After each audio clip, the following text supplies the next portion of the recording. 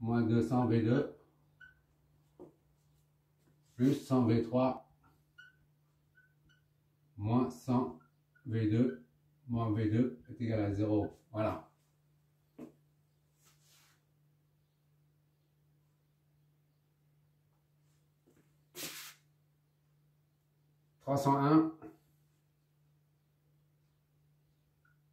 V2 moins 100 V3 est égal à 400. Voilà, 6.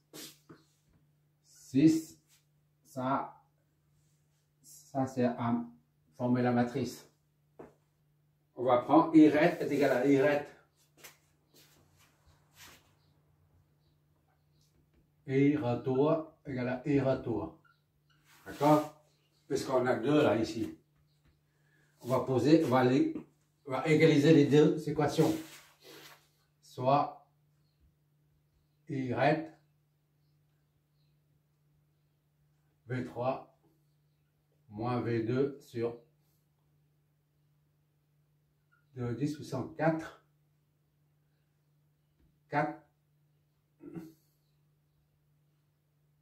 V4 moins V3 sur 50.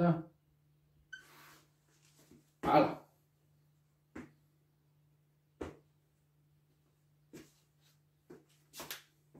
On passe tout ça de l'autre côté. V3 moins V2 sur 2 10 puissance 4 moins V4 moins V3 sur 50.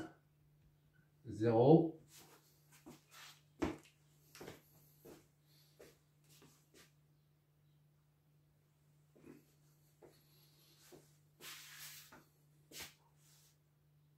On remplace directement V4 là-dedans.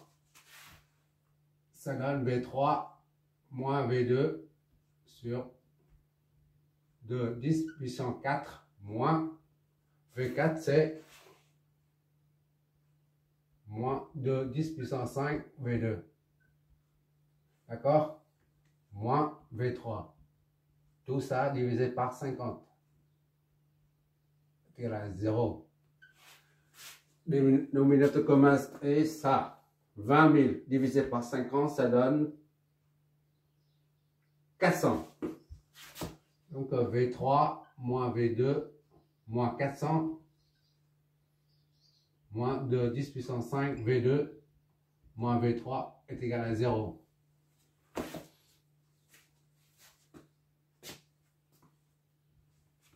V3 moins V2 8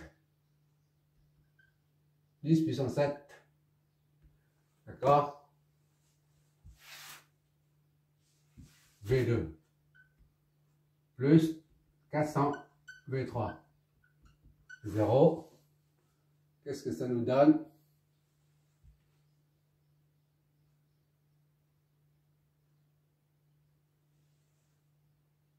« 401.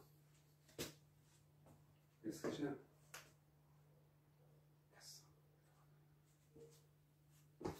Oui.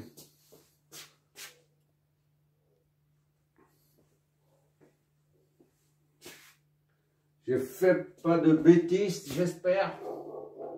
C'est bon. Bon, ça fait ça plus ça, c'est 401. 1 V3.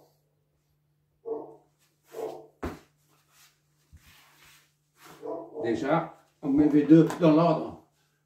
Comme ça. Là. Ça fait ça moins ça donne 7. 9. 9, 9. 9, 9, 9.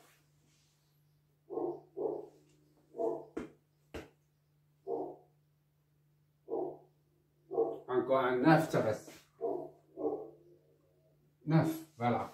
V2. Ça, moins ça reste ça. Plus 100, 401 V3 est égal à 0. Voilà.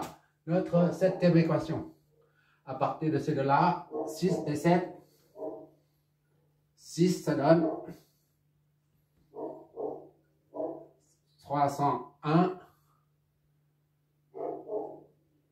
V2 moins 100 V3 est égal à 400. Et là, c'est 7 nous donne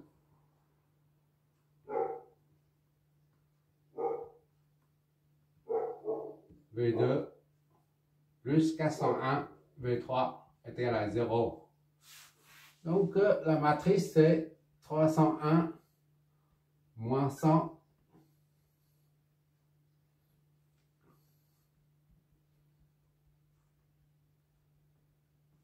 moins 100 ici, là.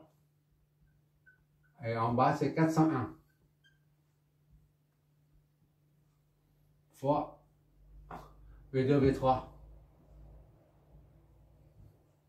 est égal à 400, 0. Ce qui donne V2, V3.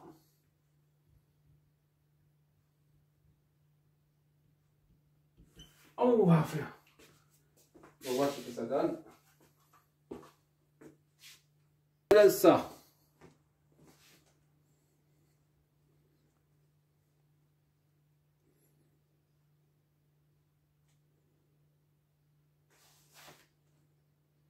Moins, tu vois là, c'est 2, quelque chose, 10 puissance moins 5 et moins 3,9999. Donc, on va mettre ça. 2 V2, V3 est égal à 2,0049 10 puissance moins 5 en volts. Et l'autre, c'est moins 3,9999. Voilà. Volts. 3,9 volts. Je regarde tout ça pour pouvoir comparer avec le deuxième cas où on utilisera l'AOP idéal. Ça pour voir la différence.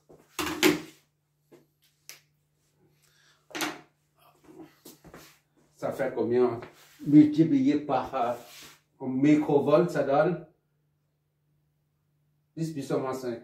0, 20. Microvolts, 10 puissance 6 millimicro, ok. 20.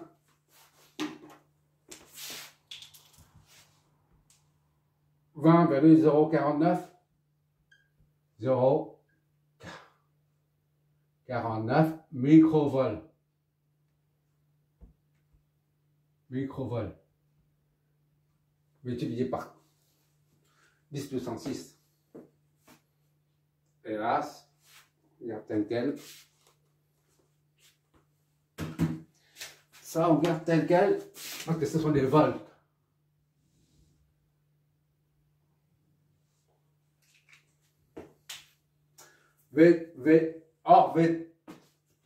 Le potentiel au point 3, c'est la tension VA, d'accord? Ainsi, VA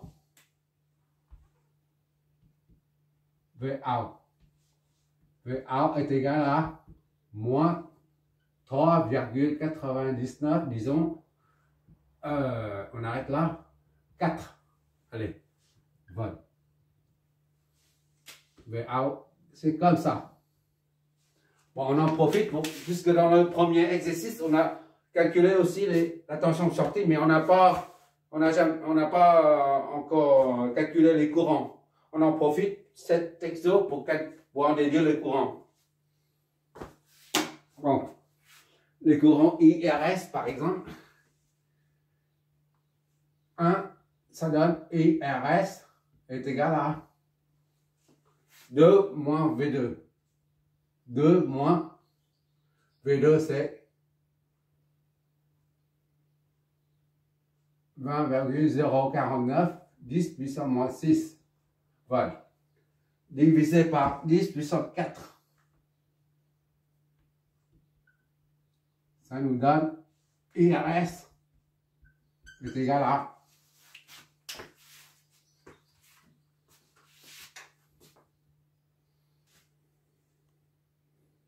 voilà, ça donne pratiquement 200 microampères.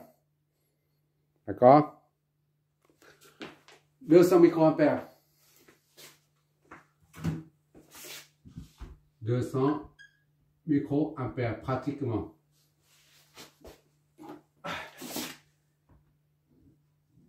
C'est très petit, mais ce n'est pas encore des picots. Si ça descend à des picoampères, c'est-à-dire des 10 puissant 12, moins 12. Alors là, c'est comme si ça n'existe pas. Picoampères, millimicro, nano, pico. Nano, ça va encore, mais quand il s'agit de picoampères, c'est comme si ça n'existe pas. Le courant est nul. Maintenant, IZI. De IZI est égal à V2 sur 2 10 puissance 6. V2, c'est toujours ça. 20,049 10 puissance moins 6 divisé par 2 10 puissance 6. 2 10 puissance 6. D'accord? IZI est égal à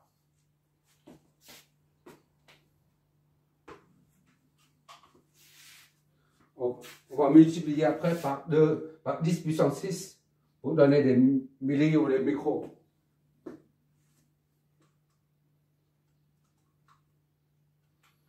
20,049 10 puissance moins 6 divisé par 2 fois 10 puissance 6.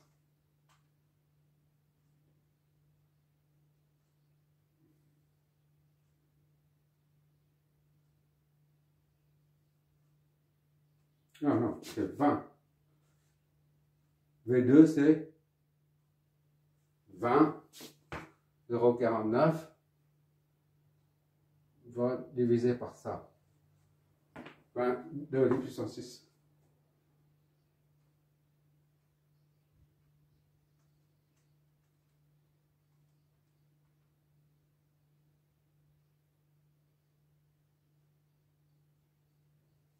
Et ça me donne, je n'ai pas de lumière, ça fait 10 picoampères.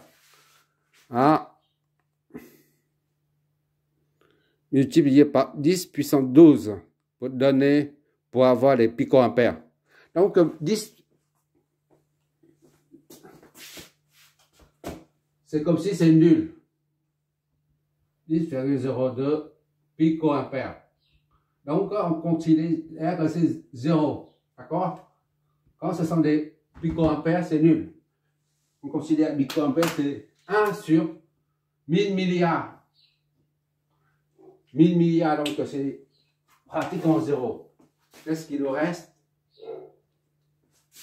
Et il reste, on l'a, il ne reste que I retour. Et retour, c'est V3 moins V2 sur 3. Y est égal à V3 moins V2. V3, c'est ça.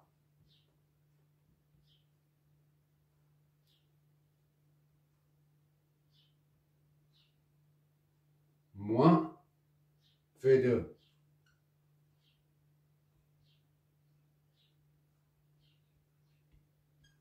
Tout divisé par 2, 10 puissance 4. Qu'est-ce que ça nous donne? Moins 199,99 microampères. D'accord? Le microampère. Ça donne, c'est pratiquement comme en haut. 200. Et ret est égal à 200. Moins, on a moins 200 microampères. Donc, il faut changer le sens, il faut inverser le sens de I-retour. I-retour va dans cette direction-là.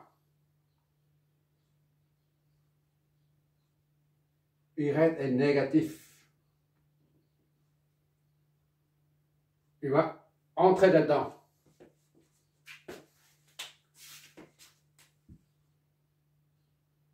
Voilà.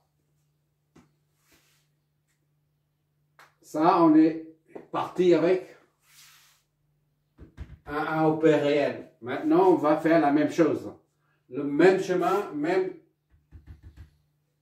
les mêmes résistances. Il n'y a que ça qui change. Au lieu d'avoir 200 000, on a l'amplification qui est égale à l'infini. Au lieu d'avoir ZA qui est 50 ohms, dans le cas présent là, on aura 0.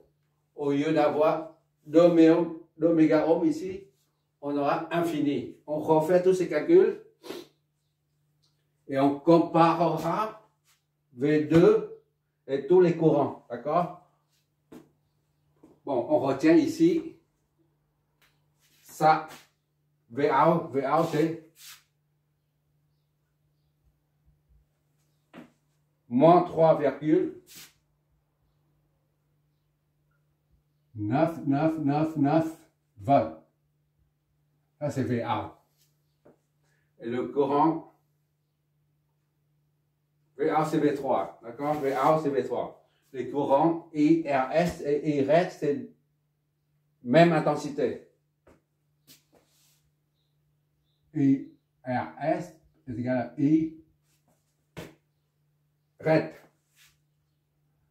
est égal à 200 microampères. On ne tient pas compte de ici. Et IZI est nul. 0. Voilà, c'est ce qu'on retient de cet exercice d'application. Maintenant, on refait avec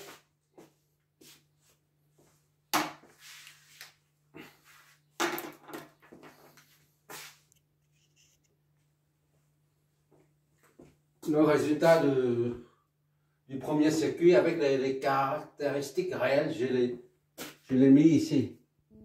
Maintenant, AOP réel. Maintenant, on va attaquer avec AOP idéal.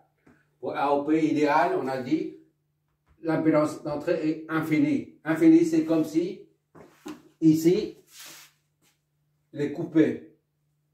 Z est infini. D'accord?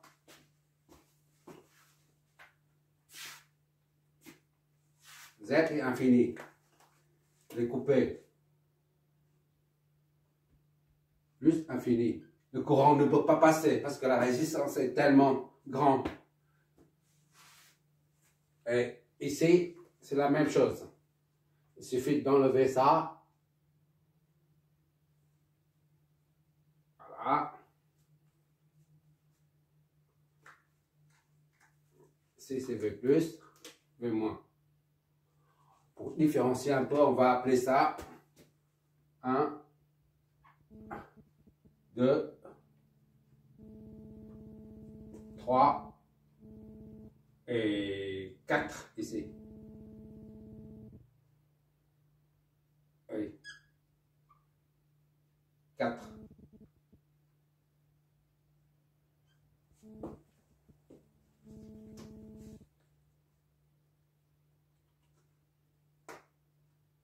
Et l'impédance de sortie est nulle. ZA est nul.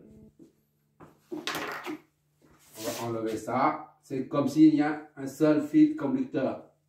Il n'y a rien d'autre.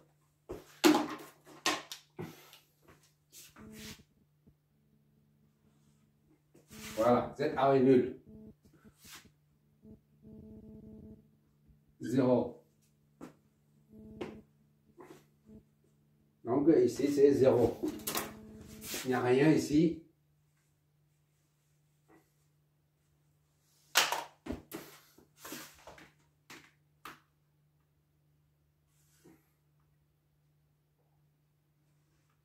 Voilà.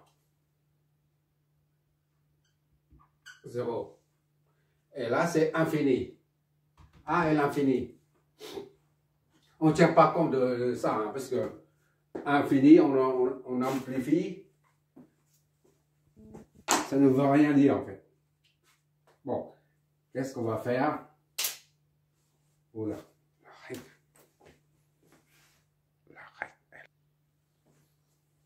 J'ai pris ce schéma, je le remets ici.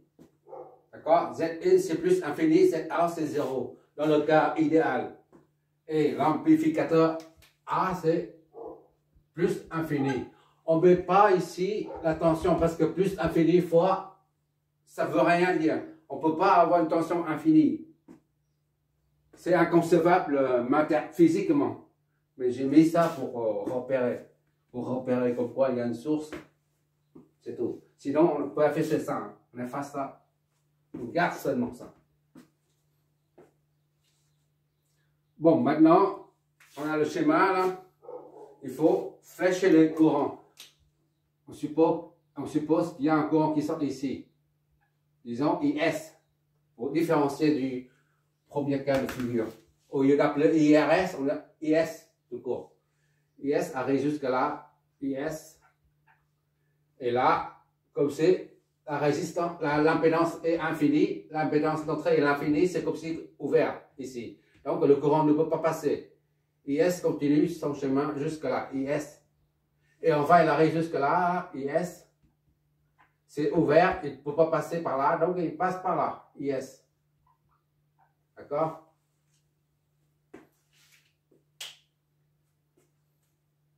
Bon, maintenant, si on le flèche de tension, V 10 est égal à VS, est égal à 2 volts. C'est connu. D'accord? C'est 2 volts. Et ça, c'est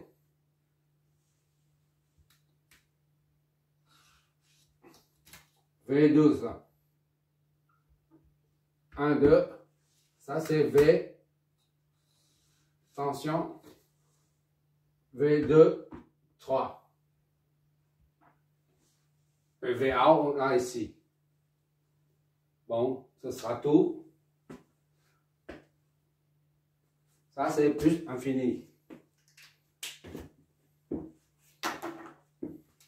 On ne met pas plus infini, hein, on met C. Hein. Bon, on va calculer tout ça. On prend V10 est égal à V1 moins V0 est égal à Vs est égal à 2 volts. Donc, V1 moins 0 est égal à 2, soit V1 est égal à 2 volts.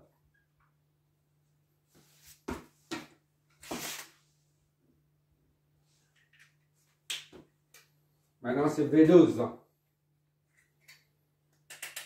Déjà, il faut revoir le cours. Pendant le développement, on a dit dans le cas, je répète ici, A ou P idéal signifie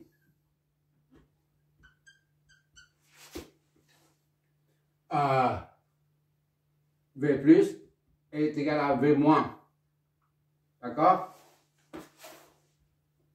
Quand A tend vers l'infini. D'accord? Il faut regarder la formule. Le développement, deuxième vidéo. Précisément, c'est dans la deuxième vidéo, tu verras ça. Donc, A, V plus est égal à V4. D'accord? V plus ici V4, donc V plus V4 est égal à 0. C'est la deuxième. V plus, V4, 0 volt. Et V moins est égal à V plus.